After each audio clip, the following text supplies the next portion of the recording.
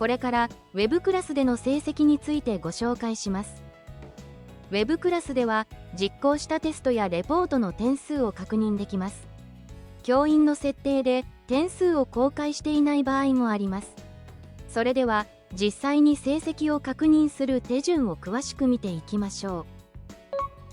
まずはじめに Web クラスを利用する際の注意点をご案内いたします。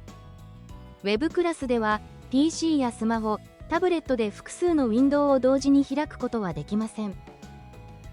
複数の教材を同時に実行するとエラーが発生する可能性があり、回答や成績データが正しく記録されない恐れがあります。次のような操作は行わないようにご注意ください。PC で複数のタブで Web クラスを実施する。スマホ、タブレットで複数のタブで Web クラスを実施する。PC、スマホ、タブレットともに別のブラウザーと併用して Web クラスを実施する。これからコースで成績を確認する手順をご紹介いたします。実施したテストやレポートの点数は授業ごとに成績が管理されます。Web クラスで成績を確認したい授業にアクセスします。授業に入ると教員が作成した教材の一覧が表示されます。右上のメニューをタップし成績を選びます。成績はいくつかの画面で分かれています。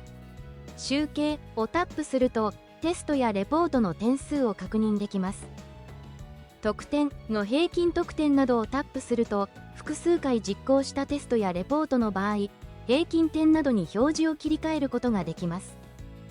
進捗状況ではテストやレポートを実施した回数や実施した合計時間に表示を切り替えることができます。集計期間を絞り込んで再表示をタップすると特定の期間で表示することもできます。教材のタイトルをタップし結果履歴から日時をタップすると解説など詳細も確認できます。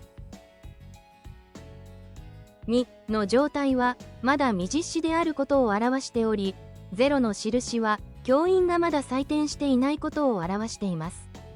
ハイフンは点数が公開されていないテストやレポートになります。出題分野ごとの成績では出題分野ごとに正答率などを確認できます。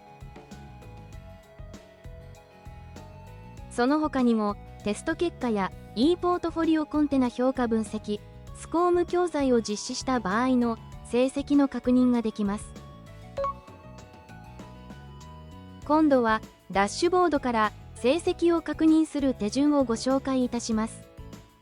ダッシュボードでは授業ごとに点数を確認するのではなく、すべての授業の点数を1箇所でまとめて確認できます。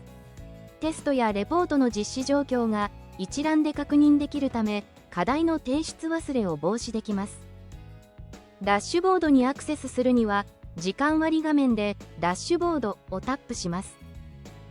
各授業ごとのテスト、アンケート、レポート課題の実施状況が一覧で表示され、特定の条件で絞り込んで表示を切り替えることも可能です。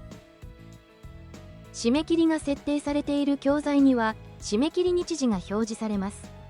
また、実施した日時や最高得点、実施状況、合格・不合格のステータスも表示されます。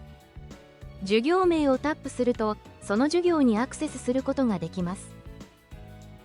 さらに、実施状況を CSV 形式でダウンロードすることも可能です。ダッシュボードを確認し、課題の提出忘れがないように注意しましょう。